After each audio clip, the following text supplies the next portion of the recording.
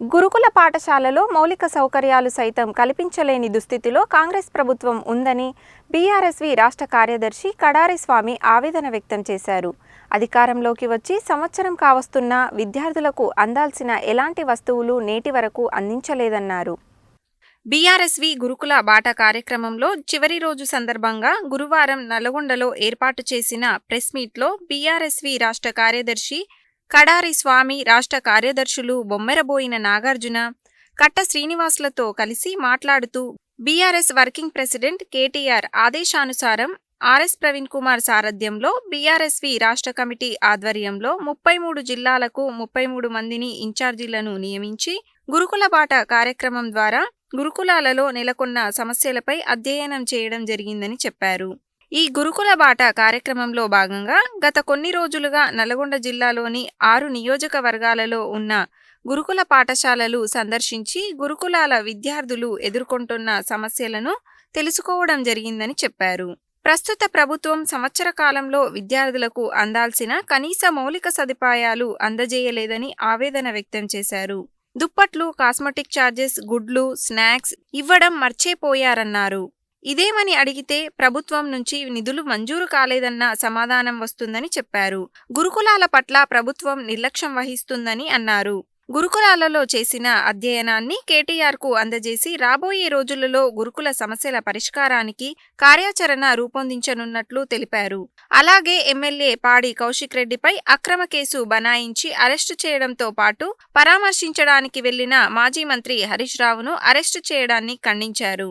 ఈ కార్యక్రమంలో ఓయూ కార్యదర్శి మిథున్, నల్గొండ నియోజకవర్గ ఇన్ఛార్జ్ వెంకన్న, పట్టణ అధ్యక్షుడు అంబటి ప్రణీత్, నాగరాజు, సాయి తదితరులు పాల్గొన్నారు.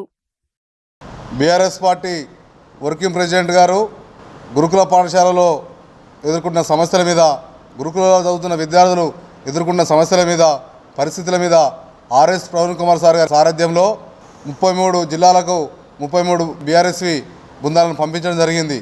ఎందుకంటే సమైక్య పాలనలో, సమైక్య రాష్ట్రంలో విద్య అనేది పూర్తిగా నిర్వీర్యం అయిపోయింది. సమైక్య కార్పొరేట్ శక్తులకు దాసోహం అయిపోయింది. దానివలన తెలంగాణలో ఉన్న పిల్లలు చాలామంది విద్యార్థులు కార్పొరేట్ విద్యాలయాలు చదవకుండా, గవర్నమెంట్ స్కూల్లో చదవకుండా విద్యకు దూరం అయిపోయారు. వాళ్ళ పరిస్థితులు చాలా దారుణంగా ఉన్నాయి. ఈ రాష్ట్రానికి కావచ్చు, ఈ దేశానికి కావచ్చు, నేటి బాలలే రేపటి పౌరులని ప్రగాఢంగా నమ్మిన కేసీఆర్ గారు తను తెలంగాణ రాష్ట్రం ఏర్పడిన తర్వాత, తను తొట్టతొలి ముఖ్యమంత్రి అయిన తర్వాత పేద పిల్లలకు, అట్టడుగు బడుగు బలైన వర్గాల పిల్లలకు చదువును అందించి వాళ్ళ కుటుంబాలను ఆర్థికంగా నిలదొక్కే విధంగా చేయాలనే ఉద్దేశంతో ఇలా 1003 గురుకుల పాఠశాలను స్థాపించి అట్టడుగు బడుగు బలైన వర్గాల పిల్లల విద్యార్థులను ఉన్నతమైన విద్యార్థులు తీర్చిదిద్ది వాళ్ళ భవిష్యత్తుకు బంగారు బాటలు వేస్తే, నేటి ఈ ప్రభుత్వం, ఈ రేవంత్ రెడ్డి ప్రభుత్వంలోకి వచ్చిన తర్వాత గురుకులాలను పూర్తిగా నిర్వీర్యం చేసి గురుకుల వ్యవస్థ మీద ఎలాంటి సమీక్ష చేయకుండా ఇప్పటి వరకు 11 నెలలు కావస్తున్నా కూడా ఇప్పటి వరకు ఈ రాష్ట్రానికి ఒక విద్యాశాఖ మంత్రి లేరు, ఒక సాంఘిక సంక్షేమ శాఖ మంత్రి లేరు, ఒక్కసారి కూడా రివ్యూ చేయలేదు. ఇలా 11 నెలల కాలంలో 48 మంది విద్యార్థులు చనిపోయారు. ఈ 11 నెలల కాలంలో ఎంతోమంది విద్యార్థులు అస్వస్థతకు గురయ్యారు, ఎంతోమంది విద్యార్థులు పాము కాటుకు గురయ్యారు.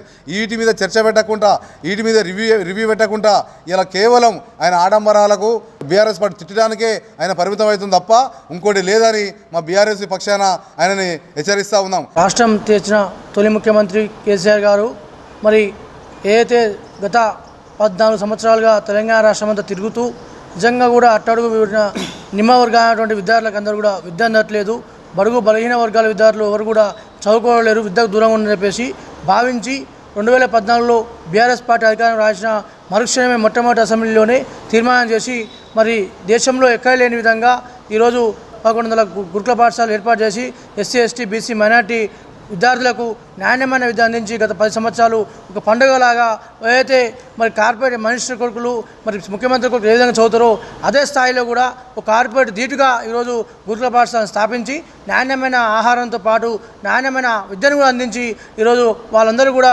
ఇప్పటికే డిగ్రీ అయిపోయి అక్కడ మరి యూఎస్ఏలో చదువుతున్న విద్యార్థులు కూడా గురుకుల చదువుకున్న విద్యార్థులు ఉన్నారు. కానీ ఈ 11 నెలల కాలంలో రేవంత్ రెడ్డి గారు ముఖ్యమంత్రి అయిన తర్వాత, కాంగ్రెస్ పార్టీ అధికారం వచ్చిన తర్వాత ఎక్కడ కూడా ₹1 నిధులు ఇవ్వకుండా గురుకుల పాఠశాలకు కానీ, ప్రాథమిక పాఠశాలకు కానీ, అదే జెడ్పీహెచ్ఎస్ కానీ, కస్తూర్బా కానీ, మోడల్ స్కూల్స్కు ఏ ఒక్క స్కూల్లో కూడా ₹1 ఈ యొక్క సంవత్సర కాలంలో ₹1 బడ్జెట్ ఇవ్వలేదు.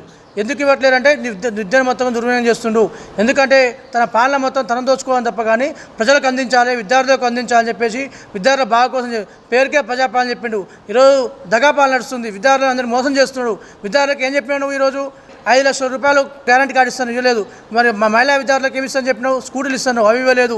అదేవిధంగా ఒక్కరు కూడా ఎక్కువ స్కూల్లో కూడా 90% బెడ్లు లేవు ఒక గురుకుల పాఠశాలలో కూడా. కాబట్టి ఇవన్నీ సదుపాయాలు కల్పించని చెప్పేసి మీ అందరం కూడా నివేదిక కేటీఆర్ గారికి ఇస్తే వచ్చే శీతాకాల సమావేశంలో ప్రభుత్వాన్ని ఒత్తిడి తీసుకొచ్చి విద్యార్థులకు బడ్జెట్ పెట్టే విధంగా, విద్యార్థులకు నాణ్యమైన విద్య అందే విధంగా మాకు బీఆర్ఎస్ పార్టీ కృషి చేస్తని చెప్పేసి విద్యార్థులకు హామీ ఇస్తూ అక్కడ సమస్యలన్నింటి కూడా మీరు రాచుకొని మా అధినాయకమైన కేటీఆర్ గారికి, ఆర్ఎస్ ప్రవీణ్ కుమార్ గారికి నివేదిక ఇస్తే రేపు వచ్చే శీతాకాల సమావేశంలో కేసీఆర్ గారి నాయకత్వంలో మనందరికీ కూడా బడుగు బలహీన విద్యార్థులందరూ కూడా నాణ్యమైన విద్య అందించడానికి కృషి చేస్తారు. మరి నల్గొండ జిల్లాలో మేము తిరుగుతున్న సందర్భంలో 6 నియోజకవర్గాల్లో దాదాపు 95% గురుకులాలలో మరి చాలా సమస్యలు పేర్కొని పోయి ఉన్నాయి. మరి విద్యార్థులకు ముఖ్యంగా చలికాలం స్టార్ట్ అయ్యి 2 నెలలు కావస్తున్నా కానీ ఇప్పటి వరకు మరి వారికి దుప్పట్లు ఇవ్వలేదు. కనీసం వారికి రోజువారీ మరి ఫుడ్లో భాగంగా పెట్టాల్సిన ఎగ్స్ గిట్లా పెట్టడం లేదు. మేము ఒకటే చెప్తా ఉన్నాం, అయ్యా రేవంత్ గారు, గురుకులాలు అంటేనే బడుగు బలహీన వర్గాల పిల్లలు మరి ఒక నాణ్యమైన విద్య దొరుకుతుంది ఇక్కడ. మరి మేము చదువుకొని ఉన్నత శిఖరాలు అధిరోహించాలని ప్రతి ఒక్క తల్లిదండ్రులు వారి పిల్లల్ని గురుకులాల్లో వేస్తే, మీరు గురుకులాలని కేసీఆర్ గారు పెట్టిండు కాబట్టి ఈ గురుకులాలను నిర్వీర్యం చేయాలనే ఒక కుట్రలో భాగంగా ఈరోజు నువ్వు గురుకులాలకు నాణ్యమైన వసతులు కల్పిస్తలేవు. నువ్వు చేసిన ఈ మూర్ఖ పనుల వల్ల దాదాపు 48 మంది విద్యార్థులు ఈరోజు చనిపోయినారు. మరి వాళ్ళ కుటుంబాలకు నువ్వేం సమాధానం చెప్తావని మేము అడుగుతా ఉన్నాం. అదేవిధంగా రేపటి మరి 7వ తారీఖు నల్గొండకు వస్తూ ఉన్నావు, మేము ఒకటే డిమాండ్ చేస్తూ ఉన్నాం, మీరు రేపు జిల్లాకు వచ్చిన తర్వాత దయచేసి ఈ పేద బడుగు బలహీన వర్గాలు ఏదైతే చదువు విద్యను అభ్యసిస్తున్నారో ఆ గురుకులాల మీద రివ్యూ పెట్టండి. అసలు గురుకులాలలో ఏం జరుగుతూ ఉంది, మరి విద్యార్థులకు ఏం సమస్యలు ఉన్నాయి, అవన్నీ మీరు తెలుసుకొని వారికి న్యాయం చేయాలని